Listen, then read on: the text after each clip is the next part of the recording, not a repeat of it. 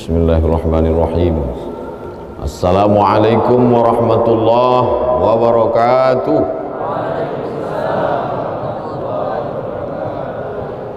Alhamdulillahilladzi bi ni'matihi tatimmu shalihat. Wassalatu wassalamu ala sayyidis sadat wa ala alihi wa ashabihi ahlil fadaili wal karamat. Subhanaka la ilma lana illa ma 'allamtana innaka antal alimul hakim. Rabbi shrah li sadri wa yassir li amri wahlul 'uqdatam min lisani yafqahu qawli. Man shalla subha fi jama'atin kana fi zimmatillah. Siapa yang salat subuh berjamaah maka dia dalam tanggungan Allah, dalam tanggung jawab Allah, dalam perlindungan Allah. Maka kita semua yang salat subuh berjamaah ini dalam fi zimmatillah, dalam tanggung jawab Allah, dalam kuasa Allah, dalam perlindungan Allah dari segala macam mara bahaya, musibah, penyakit, dan dijaga dalam istiqamah iman dan Islam. Man shalla subha fi jama'atin, siapa yang salat subuh berjamaah, thumma qa'ada yadhkurullah, duduk berzikir mengingat Allah, thumma hatta tatlu asy-syamsu, sampai terbit matahari, thumma yusalli raka'ataini, salat sunat 2 rakaat, kanat lahu ka ajri hajjatin wa umrah, maka dia dapat pahala seperti haji dan umrah tammah. Diriwayatkan oleh Imam Abu Isa ibni Sawrah At-Tirmidzi dalam kitab yang masyhur disebut Sunan At-Tirmidzi, tapi disebut juga nama lain kitabnya sama, Jami' At-Tirmidzi. Disebut dia Jami' karena di dalamnya ada aqidah, ada syariah, ada akhlak. Disebut dia dengan Sunan karena di dalamnya ada sunnah. Kalau 1 sunnah, kalau 2 sunnatani, kalau 3 sunan. Sunan Abi Daud, Sunan Tirmidzi, Sunan Nasai, Sunan Ibni Majah, Sunan Ad-Darimi. Bedanya dengan Sunan Gunung Jati, kenapa disebut sunan? Karena kalau kita hormat, tangan kita disusun. Susun itu susunan, maka disebut sunan. Tidak ada hubungan. Yang satu sunnah, yang satu cara menghormati, sunan. Karena kalau ketemu tangan kita bersusun-susun menghormati, memuliakan dia.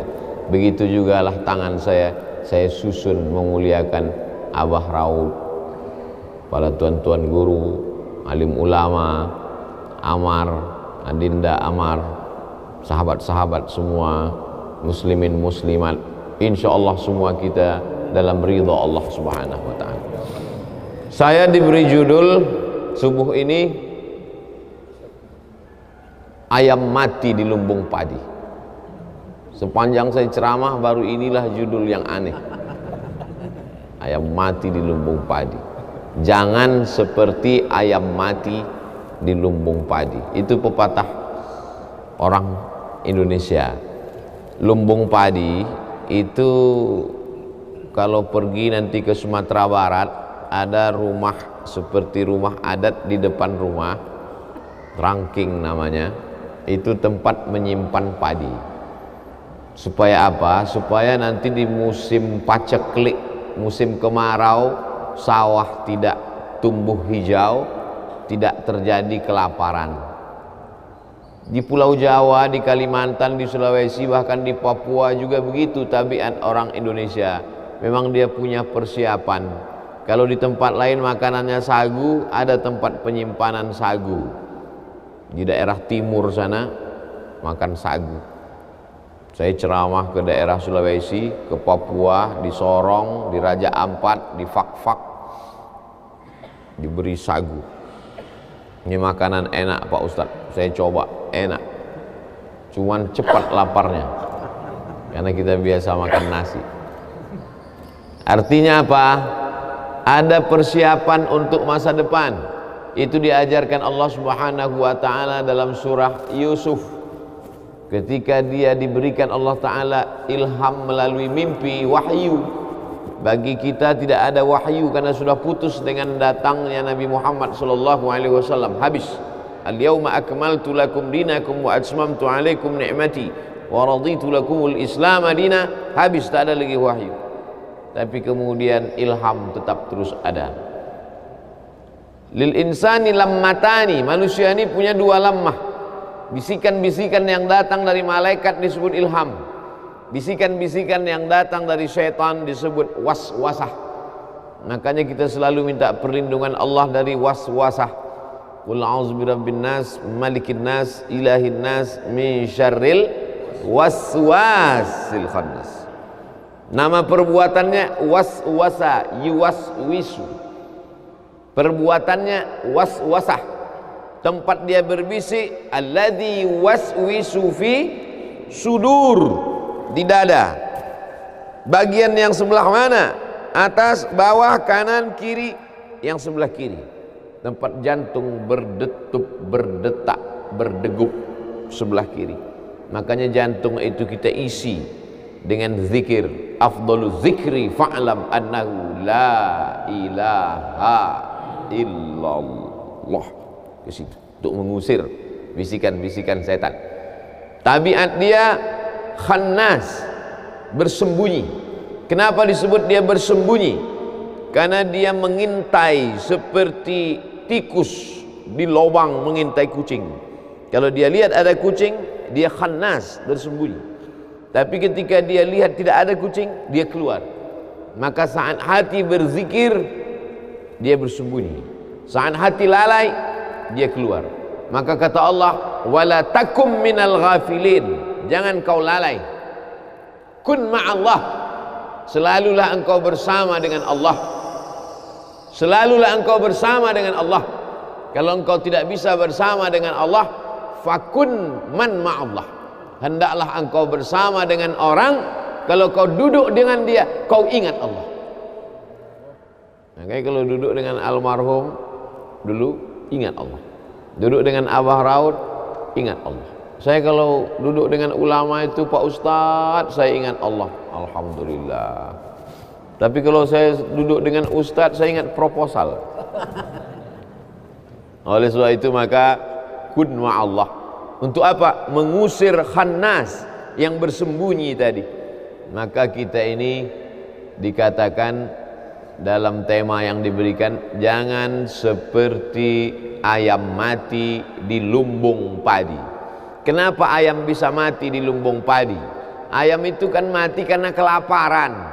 Kenapa bisa di lumbung padi, tempat penyimpanan padi, menunggu masa paceklik, masa kering, sedangkan orang saja tidak akan mati karena padi itu ada, padahal dia berada di lumbung padi itu. Kenapa bisa mati? Karena dia tidak mau apa bahasa Indonesia, mencotokkan, menggunakan paruhnya untuk memakan padi itu. Dia tidak mau. Dia biarkan dirinya mati binasa, tidak mau dia makan padi itu. Oleh sebab itu, adakah manusia seperti ini disebutkan dalam Al-Quran yang sejalan dengan peribahasa ini? Ada. Siapa dia? Kamatsalil himari yahmilu asfara, seperti keledai membawa kitab. Keledai dipakai untuk menarik gerobak. Isi gerobak itu di belakang kitab berjilid-jilid. Tapi ada manfaat kitab itu bagi keledai? Tak ada. Jadi kalau dalam peribahasa kita dipakai ayam, di Mesir, di Arab yang dipakai keledai. Keledai selalu dipakai untuk konotasi negatif yang jelek-jelek. Suara.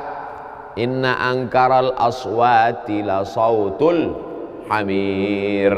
Suara yang paling jelek adalah suara keledai. Gimana sih suara keledai, Pak Ustadz? Tulis aja di YouTube, sautul hamir. Tulis di sautul hamir. Jangan sekarang, nanti habis pengajian. Untuk rumah yang paling jelek, la baitul ankabut. Janganlah jadi rumah yang paling rapuh. Rumah yang paling kokoh kelihatannya adalah laba-laba, rumahnya Spiderman. Tapi itulah rumah yang paling rapuh. Kenapa? Karena membangunnya susah, menarik getah kayu, disusun demikian indah cantik berangkai, tapi kemudian sekali tarik saja hancur. Perumpamaan rumah paling jelek laba-laba, perumpamaan suara paling buruk keledai. Dan dalam peribahasa kita pun jangan sampai keledai jatuh 2 kali di lubang yang sama. Sebuah perumpamaan. Maka sesungguhnya yang kita pahami bukan bunyi teksnya, bukan kalimatnya, bukan hewan yang dipilih apakah ayam atau keledai, tapi yang diambil di situ adalah tidak mengambil manfaat. Sebagaimana ayam tidak mengambil manfaat dari padi, padahal sebenarnya padi bisa mengenyangkan dia, menyelamatkan nyawanya, bisa hidup panjang tidak kelaparan, maka keledai juga tak mengambil manfaat dari kitab-kitab, buku-buku yang dia bawa. 1 gerobak, 3 kereta keledai di belakang, tak ada manfaatnya. Kamatsalil himari yahmilu asfara. Dalam ayat lain Allah Ta'ala memberikan contoh, kalau yang ini keledai, manusia mulia, tapi apa kata Allah? Walau syi'na la rafa'nahu biha. Kalau kami mau, kami sudah lama angkat derajatnya. Walakinnahu akhlada ilal ardi. Tapi dia tidak mau naik ke atas, dia lebih memilih jatuh ke bawah. Wattaba' hawah, diperturutkannya hawa nafsunya. Famathaluhu, ini lebih tinggi lagi. Famathaluhu kamathalil kalb. Perumpamaan dia kata Allah seperti seekor kalb, dog, anjing. Intahmil alaihi yalhas atau tatrukhu yalhas. Anjing kalau kau ambil batu mau kau lempar, dia tetap juga menjulurkan lidahnya, dan andai kau diam tetap juga dia menjulurkan lidahnya. Tapi tidak selamanya anjing disebutkan dalam perumpamaan yang jelek. Ada satu ayat disebutkan anjing beberapa kali ketika anjing bersahabat dengan ashabul kahfi. Apa maknanya? Anjing sekalipun najis mughalladhah, kalau dia jilat idza walagal kalbu fi ina'i ahadikum, kalau ada seekor anjing menjulurkan lidahnya ke dalam bejana tempat air kamu, fa ahriquhu, tumpahkan air itu semuanya habis. Basuh bejana tempat air itu dengan 7 kali. 1 kali dengan air bercampur tanah, 6 kali dengan air suci yang mensucikan. Tahir mutahhir, suci lagi mensucikan. Apa maknanya? Anjing yang najis, yang kotor, tapi kalau dia dekat dengan orang soleh, disebutkan Allah Subhanahu wa ta'ala beberapa kali dalam Al-Quran. Kalau anjing saja bisa dimuliakan sedemikian rupa, apalagi makhluk yang mulia. Ada saatnya manusia ini begitu hebat, begitu tinggi, maka kata Allah Subhanahu wa ta'ala, wa idh qulna lil malaikati, kami perintahkan kepada seluruh malaikat, usjudu li Adam, sujud kepada Adam.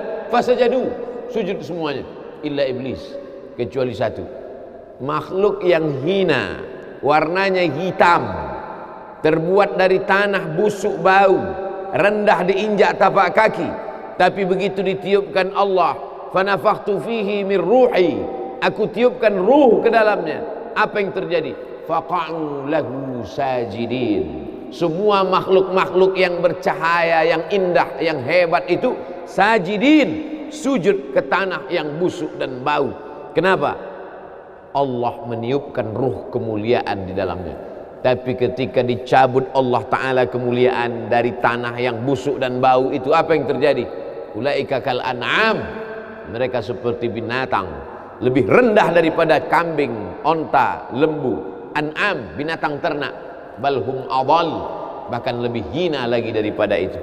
Jadi saya ingin menjelaskan bahwa peribahasa sesungguhnya sejalan dengan yang dipakai Allah Ta'ala dalam Al-Quran, karena target yang ingin dicapai dari perumpamaan-perumpamaan itu adalah menyentuh hati manusia.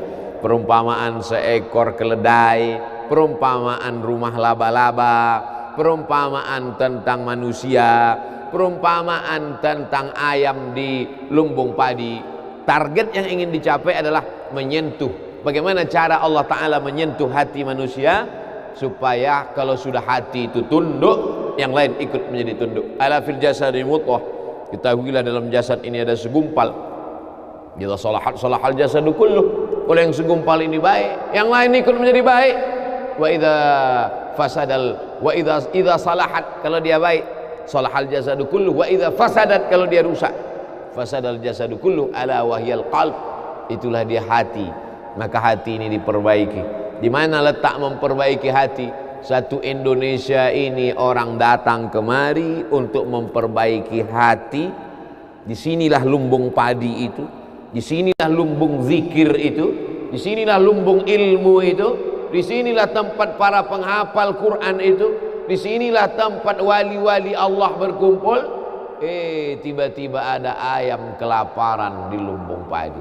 Pagi ini Abdul Somad datang kemari untuk mencari padi-padi, karena jiwa yang kering, hati yang kosong hampa, berkumpul bersama orang-orang soleh. Idza marartum biriyadil jannah farta'u, kalau kamu lewat di taman surga, kalau kamu lewat mampir singgah melalui taman surga, farta'u, makan minumlah kamu di taman itu.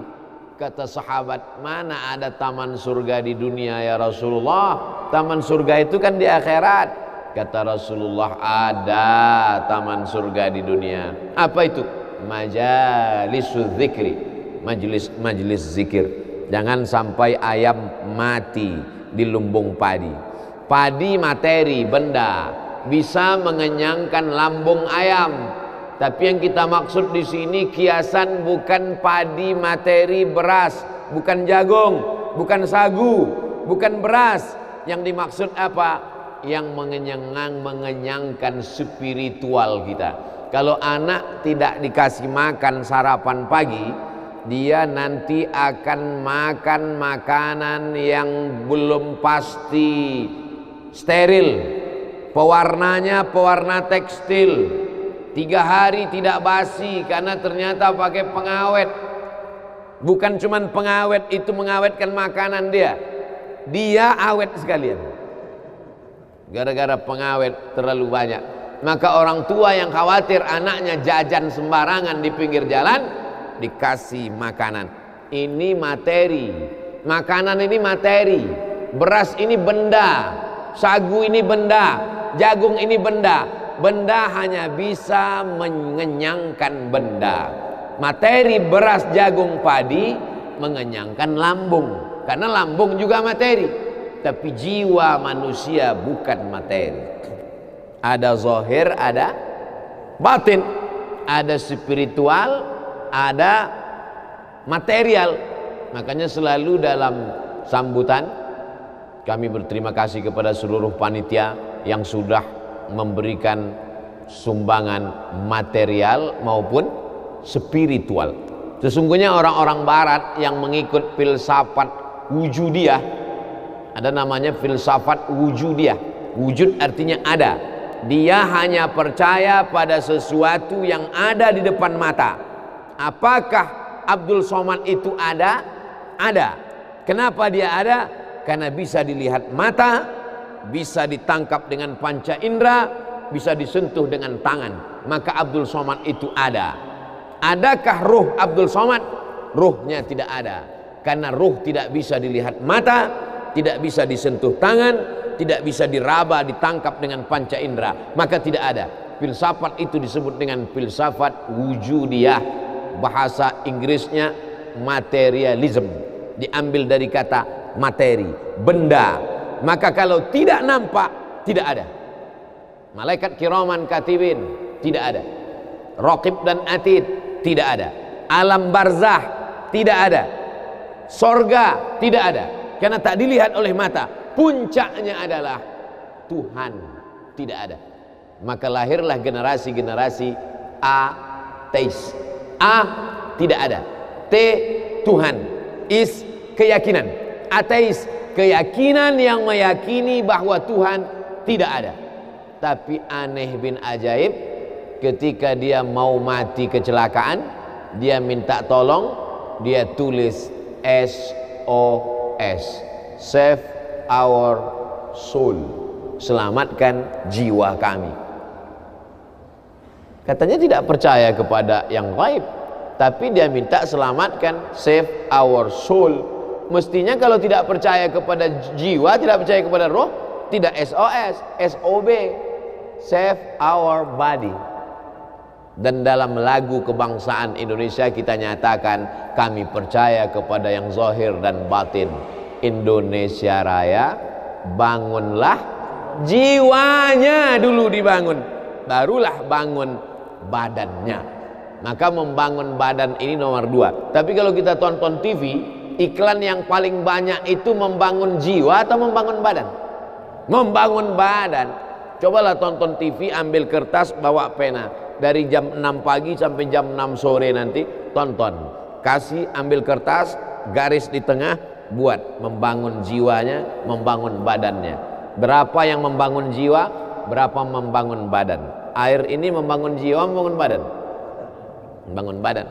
Dia materi. Maka materi hanya bisa menyelesaikan masalah materi. Masalah materi mana yang mau diselesaikan dengan materi ini? Materi ini. Materi mana yang bisa diselesaikan dengan sarapan? Materi lambung. Tapi masalah materi jiwa, sebetulnya jiwa itu beradanya di mana, Pak Ustadz?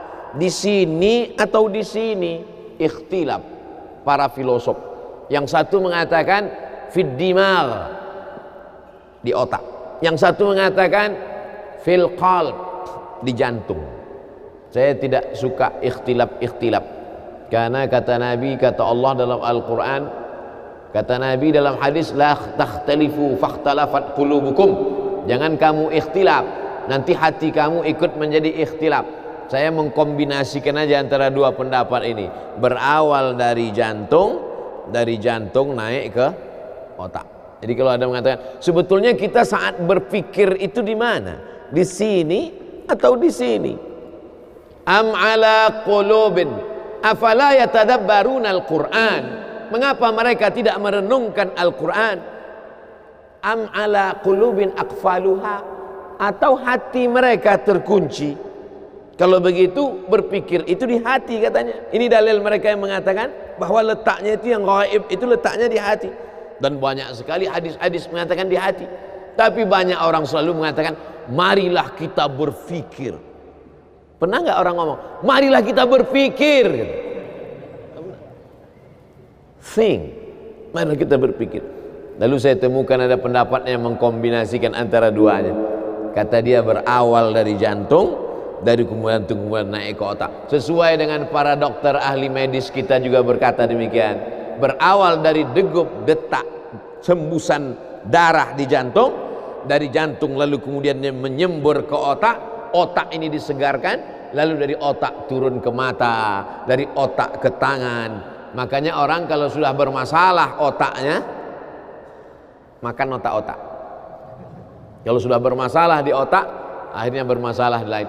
Makanya penyakit yang paling berbahaya, penyakit yang paling ditakuti orang zaman sekarang, akibat dari banyaknya lemak, minyak masuk ke dalam darah, akhirnya terjadi penyumbatan saluran darah, lalu kemudian na'udzubillah terjadilah hal-hal mati badan sebelah, stroke dan lain sebagainya. Tapi insya Allah orang-orang yang soleh makannya digaga, apalagi sekarang 10 awal Muharram, bulan mulia, bulan haram, bulan banyak dipakai untuk beribadah. Jangan sampai tinggal puasa sunat 9, 10, 11, gak bisa 3 hari 9, 10 saja, 9, 10 pun gak bisa 10 saja, 10 pun gak bisa juga. Innalillahi wa inna ilaihi raji'un. Lalu kemudian kalau dipakai teori-teori Nabi SAW, Nabi itu berbuat itu bukan mengikuti analisa akal, tidak pula mengikuti hati, tapi dibantah Allah itu semua. Wa ma yantiqu 'anil hawa in huwa illa wahyun yuha, wahyu dari Allah Subhanahu wa taala. Maka sesungguhnya saya ingin menjelaskan, materi hanya bisa menyelesaikan masalah materi. Materi hanya bisa menyelesaikan masalah materi. Sedangkan yang dimaksud dengan non materi, membaca Quran, zikir, duduk dengan orang-orang soleh, pengajian, tasbih, tahmid, takbir, solawat, majelis ilmu, itu adalah menyelesaikan non materi. Makanya kita Islam ini diajarkan keseimbangan. Jangan kau angkat suaramu tinggi-tinggi. La tarfa'u aswatakum fawqa sautin nabi. Jangan kau angkat suaramu melebihi suara Nabi. Orang Arab Badui yang tidak sopan meninggikan suara di depan Nabi. Turun ayat, la tarfa'u aswatakum fawqa sautin nabi. Maka kata Allah Ta'ala yang paling baik itu pertengahan. La tajhar bi salatika. Jangan kau jaharkan doamu terlalu melambung melengking. Wala tukhafid biha. Jangan pula kau khafi sampai tak terdengar. Wabtaghi baina dzalika sabila. Tapi carilah jalan tengah. Makanya umat Islam ini adalah jalan tengah. Umat ini adalah umat pertengahan. Wa kadzalika ja'alnakum ummatan wasata. Yang satu mengatakan Nabi Isa itu dinaikkan ke atas terlalu tinggi. Wa qalatil yahudu Uzairu bin Allah. Wa qalatin nasara al-masih ibnullah. Al-masih anak Allah. Terlalu tinggi. Yang satu pula Yahudi mengatakan Isa anak zina. Mereka tuduh Maria berzina dengan Joseph si tukang kayu. Anak zina. Jatuh ke bawah, rendah, hina. Makan abuki imra'a sau'in. Bapakmu bukan preman, orang jahat. Wa makanat ummuki baghiyah. Ibumu bukan baghiyah, wanita tunasusila. Datang orang Yahudi menemui Maryam yang baru saja melahirkan anak. Makanan qasiyah. Dia tidak tahan mendengar buli-buli. Mengapa dia punya anak tanpa suami? Kenapa dia bisa hamil? Membuli. Habis dia dibuli, akhirnya dia pergi mengasingkan diri. Makanan qasiyah di tempat yang jauh dari Palestina. Nah, jadi di antara yang suka membuli ini Yahudi. Jadi kalau ada suka membuli ini otak-otak Yahudi. Maka larilah Maryam.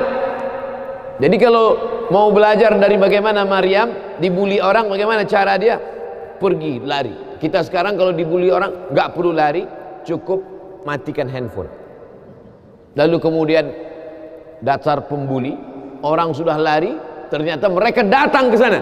Mereka datangi langsung. Apa kata mereka? Makanat abuki imra'a sau'in. Bapakmu bukan orang jahat.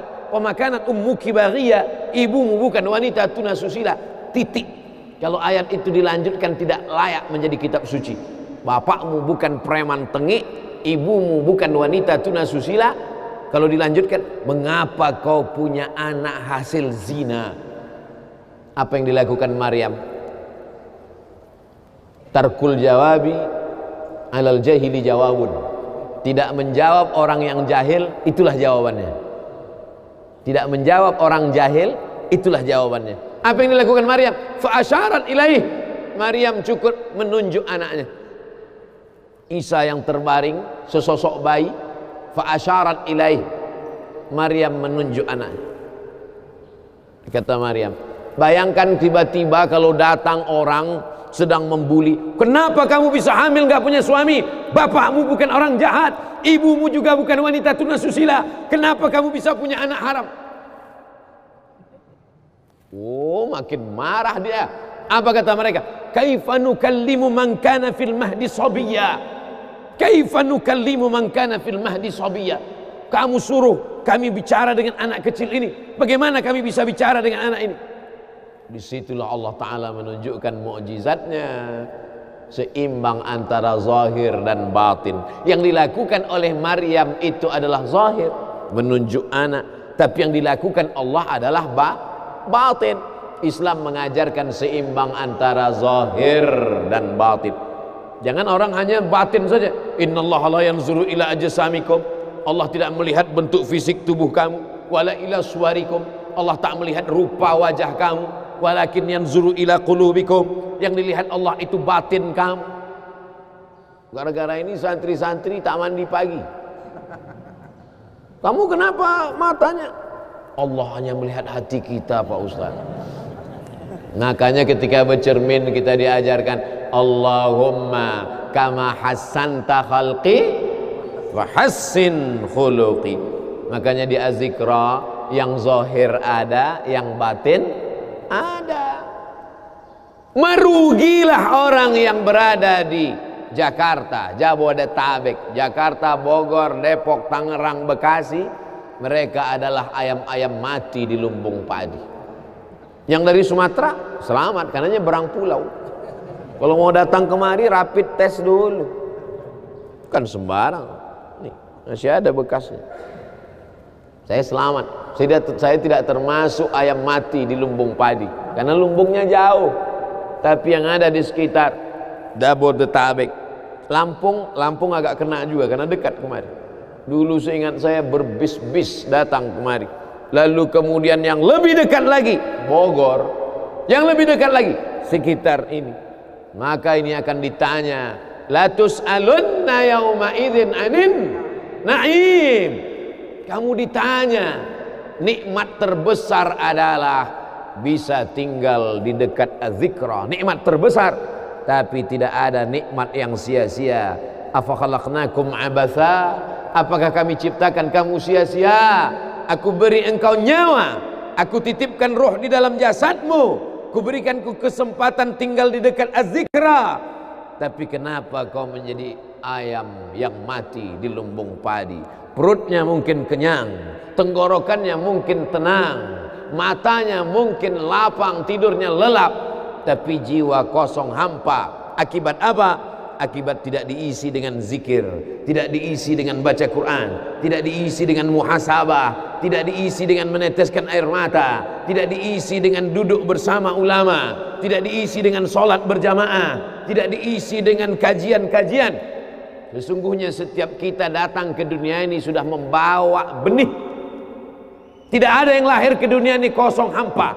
Jadi kalau ada bapak-bapak yang diceramahi oleh orang motivator atau siapapun dia, mari isi anak kita dengan Islam, mari isi anak kita dengan iman. Tidak begitu guys. Kita lahir ke dunia ini bukan dalam keadaan kosong. Kita lahir sudah membawa iman. Mana dalilnya? A'udzubillahi minasyaitonir rajim. Wa idz akhadha rabbuka min bani Adam. Ingatlah ketika Allah mengambil persaksian dari seluruh anak cucu keturunan Adam. Wa asyhadahum. Allah mengambil persaksian. Asyhada yushhidu. Asyhadahum ala anfusihim. Ketika itu Allah bertanya, alastu bi rabbikum? Bukankah aku ini Rabb kamu? Semua kita waktu itu menjawab, bala syahidna, ya engkau adalah Rabb kami ya Allah.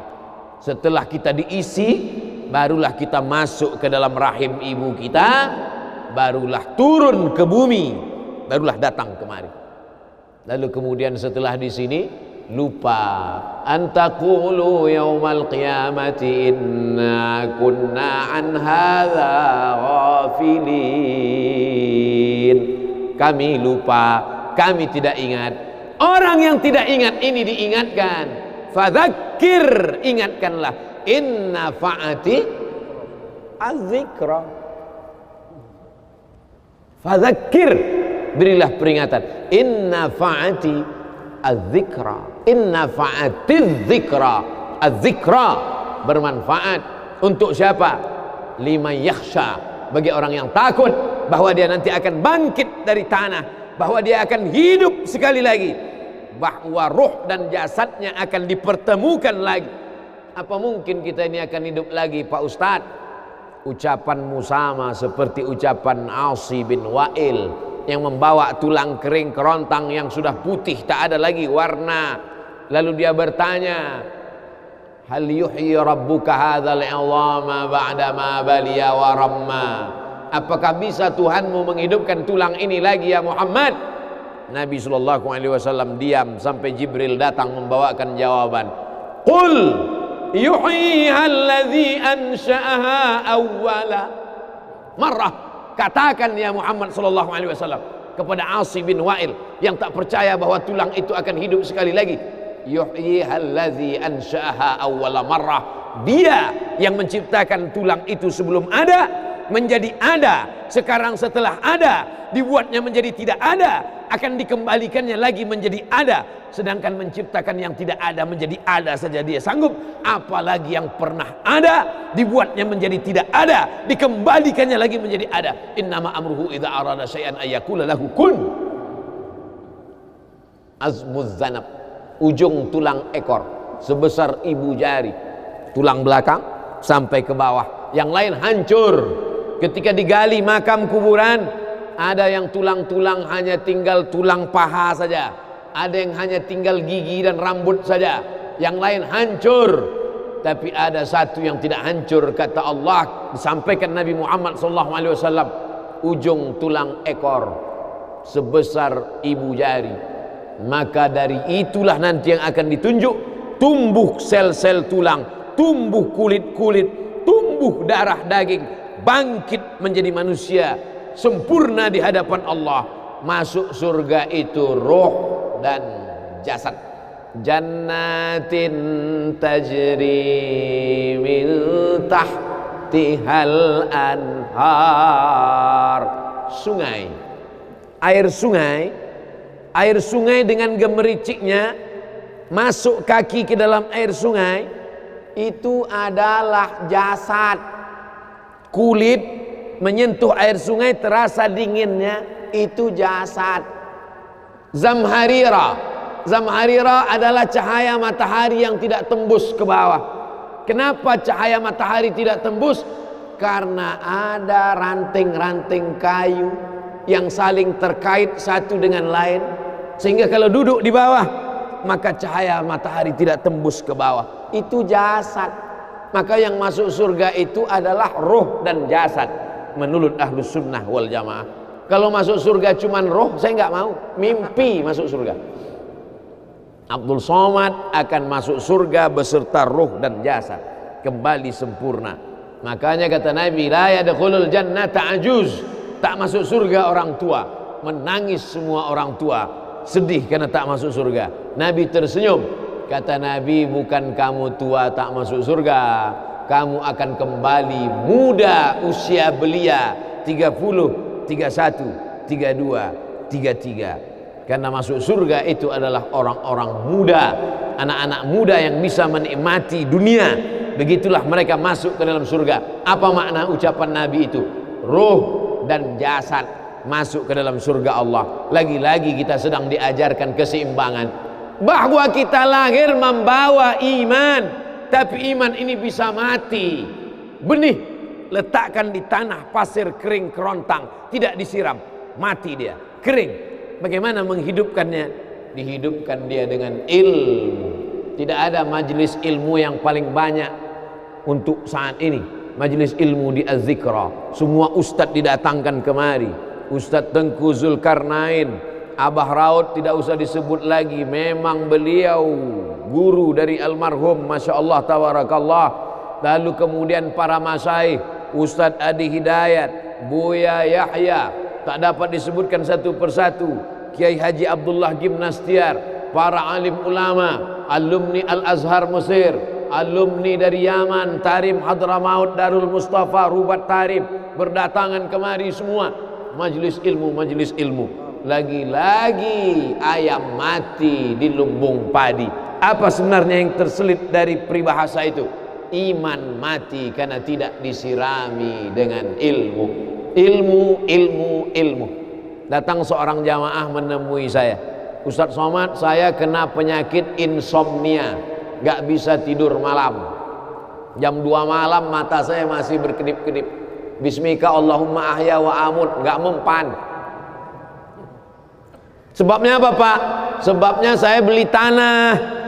Setelah beli tanah, tanam kelapa sawit, dipupuk, dijaga, 3 tahun berbuah. Pas mau dipanen, sudah dipanen orang duluan. Ternyata tanahnya bermasalah, dibawa ke pengadilan, dia yang menang. Akhirnya sampai jam 2 malam gak bisa tidur. Apa yang terlintas dalam pikiran? Kenapa beli tanah, kenapa tanam sawit, kenapa beli tanah, kenapa tanam sawit, kenapa diambil orang, kenapa dulu gak ternak ikan aja, kenapa gak ternak puyuh. Berbulan-bulan gak bisa tidur. Akhirnya pergi ke psikiater. Pak psikiater, ya saya sudah 2 bulan gak tidur-tidur Pak psikiater. Akhirnya Pak psikiater buat resep.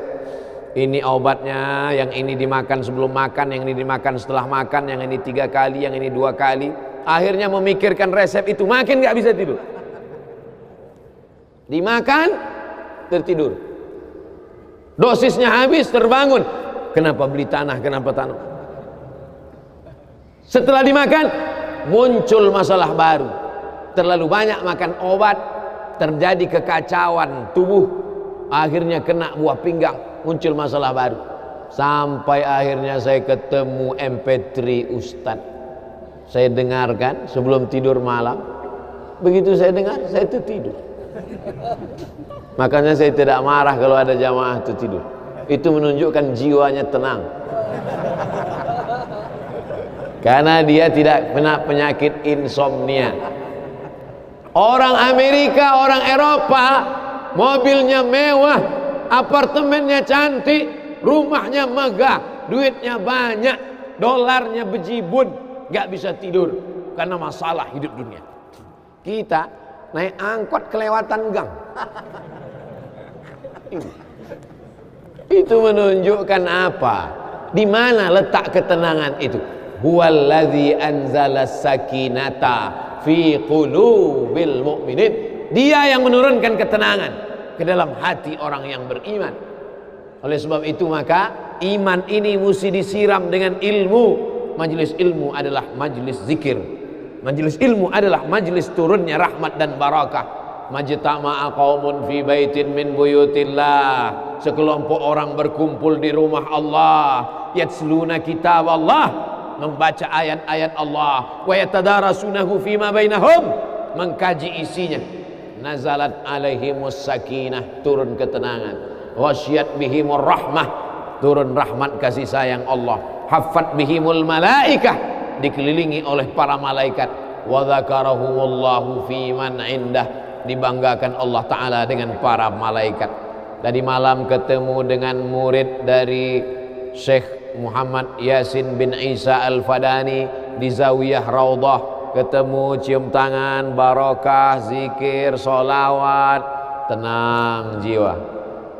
Lalu kemudian subuh ini ketemu dengan Abah Raud, ketemu dengan para penghafal Quran, ketemu dengan santri-santri, tenang jiwa. Tidak ada yang menenangkan jiwa ini selain daripada majlis zikir, majlis ilmu. Betapa meruginya ayam-ayam mati di lumbung padi. Benih tidak disiram, mati. Benih yang disiram dengan majlis ilmu tumbuh, tapi tidak berbuah. Maka mesti disiram pakai pupuk buah. Datang konsultasi, ini kenapa tidak berbuah? Kenapa ini tidak berbuah? Karena ternyata dia mesti diamalkan. Sudah dapat ijazahnya, sudah talaqi, sudah halaqah, kenapa enggak berbuah? Belum diamalkan. Paksa-paksakan diri sebelum tidur malam, wudhu dulu, sholat witir. Paksa-paksakan diri bangun malam, tahajud. Paksa-paksakan diri siang, sholat qabliyah, sholat ba'diyah. Paksa-paksakan diri pagi, sholat duha. Paksa-paksakan diri, sholat subuh berjamaah. Barulah dia berbuah. Kalau dia tidak berbuah, dia hanya sekedar pokok kayu yang hanya membuat sampah saja. Tapi paling tidak tempat orang bernaung di bawah ketika panas. Tapi manfaatnya tidak sesuai, karena yang ditunggu itu buahnya. Masa pohon kayu rindang besar tidak berbuah, sementara semangka yang kecil buahnya besar? Oleh sebab itu maka mesti berbuah. Benih disiram, berbatang, berputih, berbuah. Buahnya ranum, cantik dan indah. Begitu dibelah tak bisa dimakan. Kenapa? Ulat semua isinya. Oleh sebab itu mesti dijaga. Benihnya disiram. Apa yang bisa menjaga ini? Diprotek dia. Kenapa apel tidak dimakan ulat? Bukan karena ulat tidak sanggup beli apel, tapi karena disemprot pestisida. Ulat tahu ini ada pestisidanya, maka dia tidak makan. Kita nggak tahu, dimakan. Ikan asin tidak dikerubungi lalat, tidak ada satupun lalat yang hinggap di ikan asin. Kenapa? Karena lalat tahu ikan asinnya pakai formalin. Manusia nggak tahu. Pintar mana manusia dari lalat? Jangan jawab. Akhirnya orang makan, menumpuklah pestisida dan formalin dalam darah. Apa namanya? CANCER, cancer. Karena dia tidak larut dalam tubuh. Yang lain-lain larut. Makanan-makanan larut menjadi energi, menjadi sampah, dibuang menjadi kotoran. Sama seperti daun, kalau jatuh ke tanah larut menjadi pupuk. Tapi plastik tidak larut, maka plastik sampah bertebaran. Oleh sebab itu maka ini mesti dijaga. Apa yang bisa menjaga buah apel supaya tidak berulat? Jagalah dia dengan ikhlas. Kamu kenapa nggak ke masjid? Saya kalau ke masjid riya, maka saya nggak ke masjid biar ikhlas. Tarkul amal li ajlin nas riya. Kata Imam Fudail bin Iyad, tarkul amal li ajlin nas riya. Tidak jadi beramal karena takut dipuji orang, riya. Wal amal li ajlihim syirik. Beramal karena ingin dipuji orang, syirik. Kenapa kamu nggak pakai sorban?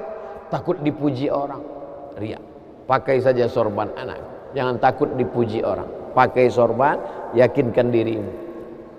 Baik. Ustaz kenapa nggak pakai sorban? Ada masanya nanti pakai sorban.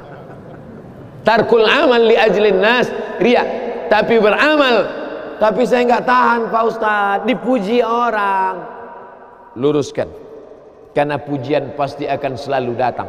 La'atiyannahum min baini aydihim wa min khalfihim wa an aymanihim wa an syama'ilihim. Datang dari depan, dari belakang, dari kanan, dari kiri, dari dalam. Alladzi yuwaswisu fi sudur, dari dalam, dari depan, dari belakang, dari kanan, dari kiri, dari dalam, dari dua aspek, minal jinnati wan nas, dari yang zahir, dari yang batin, berdatangan dia. La ughwiyannahum, aku akan goda anak cucu Adam. Sampai kapan? Madamat arwahuhum fi ajsadihim. Selama roh masih bersemayam dalam jasad, selama masih hidup, dia terus menggoda. Kapan kita berhenti dari godaan ini? Nanti setelah terbaring, terbujur kaku, bahkan sampai mau sakaratul maut pun dia tetap menggoda. Itulah makanya orang berzikir tidak bisa digoda waktu sakaratul maut. Kenapa? Karena la ilaha illallah akan terngiang di telinganya. Subhanallah walhamdulillah wa la ilaha illallah wallahu akbar. Subhanallah walhamdulillah wa la ilaha illallah wallahu akbar.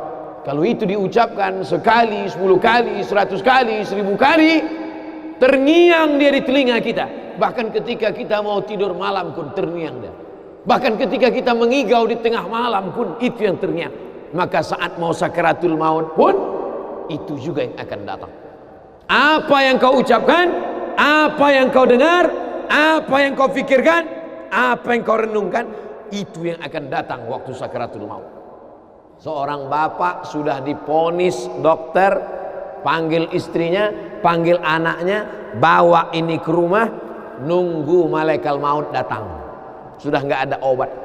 Bapak sudah koma, nggak sadar-sadar di rumah sakit. Kalau tetap dipertahankan di ruang ICU, hanya ngabiskan uang saja. Dokter kasihan dengan keluarga, bawa ini pulang. Karena kalau dibawa pulang pasti mati. Begitu mau dibawa pulang, matanya terbuka. Sadar dia. Sadar. Ketemu sama saya tanya, apa yang membuat bapak sadar? Waktu saya sedang koma itu datang Abdul Somad. Terus apa kata Abdul Somad itu? Nanya kapan tablik akbar. Akhirnya saya terbangun. Kapan tablik akbar? Saya terbangun, saya pulang ke rumah, saya kumpulkan panitia buat tablik akbar. Datang. Saya heran. Kok bisa saya yang datang waktu itu?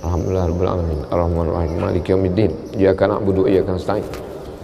Ihdinas siratal mustaqim. Siratal ladzina an'amta 'alaihim ghairil maghdubi 'alaihim waladdallin. Amin.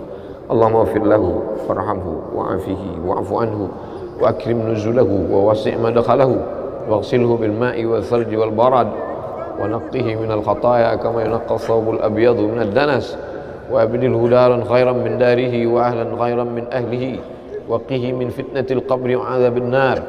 Allahumma la tahrimna ajrahu wa la taftinna ba'dahu waghfir lana wa lahu wa li ikhwanina alladhina sabaquna bil iman wa la taj'al fi qulubina ghillan lil ladzina amanu rabbana innaka ra'ufur rahim.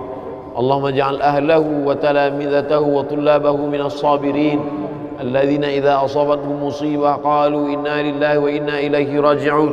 Allahumma ij'al abna'ahu wa banatihi minas salihin was salihat واحفظهم من كل سوء وشر. اللهم اجعل هذا المعهد الذكر معهدا عظيما مباركا تخرج منه الطلاب والطالبات من المجاهدين والمجاهدات في سبيلك بأموالهم وأنفسهم. اللهم احفظهم من الظلمات، اللهم أخرجهم من الظلمات إلى النور. اللهم وفقنا لما تحبه وترضاه. اللهم اجعل أبناءنا وبناتنا من حفاظ القرآن والحافظات. اللهم اجعل قبره روضة من رياض الجنان، لا تجعل قبره حفرة من حفر النيران. وصلى الله على سيدنا ومولانا وشفيعنا وذخرنا محمد وعلى آله وصحبه وسلم والحمد لله رب العالمين. Kalau sayang dengan almarhum, hidupkan majelisnya, ramaikan, bangkitkan semangat, tunjukkan kepada Allah Subhanahu wa taala bahwa kita cinta. Sab'atun yudhilluhumullah, 7 orang yang dapat naungan yauma la dhilla illa dhilluh, hari itu tak ada naungan kecuali naungan Allah. Rajulani, 2 orang, tahabba fillah, berkasih sayang karena Allah, ijtama'a alaih, bersama karena Allah, wa tafarraqa alaih. Saya berharap saya dengan almarhum, saya dengan Abah Raud, saya dengan para sahabat termasuk yang mendapatkan naungan ini. Saya dengan almarhum tak ada hubungan kepentingan, kami tak ada hubungan politik, kami tak ada hubungan ekonomi. Kami murni karena la ilaha illallah Muhammadur Rasulullah. Alaiha nahya, dengan itu kami hidup. Wa alaiha namutu, dengan itu kami mati. Wa biha nub'atsu insyaallah, dengan itu juga nanti kita akan dibangkitkan. Sayang dengan Nabi, hidupkan masjid-masjid. Sayang dengan ulama, hidupkan majelis-majelisnya. Jaga peninggalan-peninggalannya. Lanjutkan perjuangannya. Itu bukti sayang. Sayang bukan di tepi bibir, sayang bukan basa-basi. Oleh sebab itu kita akan dituntut di hadapan Allah tentang nikmat besar ini. Mudah-mudahan kita lulus ujian dunia, ujian akhirat. Amin ya rabbal alamin. Terima kasih segala perhatian. Mohon maaf segala kesilapan dan kekhilafan. Jangan lupa salat sunat isyraq 2 rakaat. Terima kasih. Wassalamualaikum warahmatullahi wabarakatuh.